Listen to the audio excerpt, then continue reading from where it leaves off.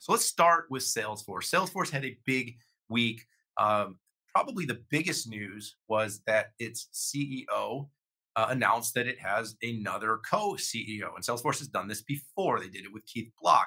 But this time it is going to be what was president and COO Bret Taylor stepping up alongside of Marc Benioff to take the role that didn't quite work out with Keith, but I do believe is going to work out much better with Bret Taylor.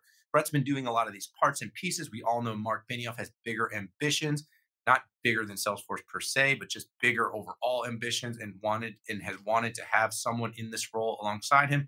I think Bret's the right guy. Bret's proven that strong personality, strong leadership, and the company's done very well under his tutelage. Now, the earnings this period were once again good. You had 27% year over year growth. You had revenue come in just above what was expected.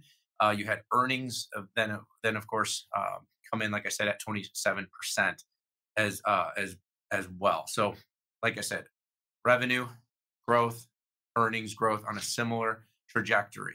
The company also split out some of its numbers in a new way. They added a new category. So they used to be sales service platform and marketing. Now they are sales service platform marketing and data. And that's how they've broken out the MuleSoft and Tableau businesses, which are now tracking towards about $1 billion and growing at 20%. But the biggest growth area for Salesforce, and something I've been talking about, continues to be its platform business. You've heard about Hyperforce perhaps, but you also have definitely heard about Slack. And Slack, at a $27 billion purchase, was one of those things that you said it has to work out. So far, it is working in the right direction. It's going to have to be the centerpiece of the future of the what Marc Benioff calls the digital HQ.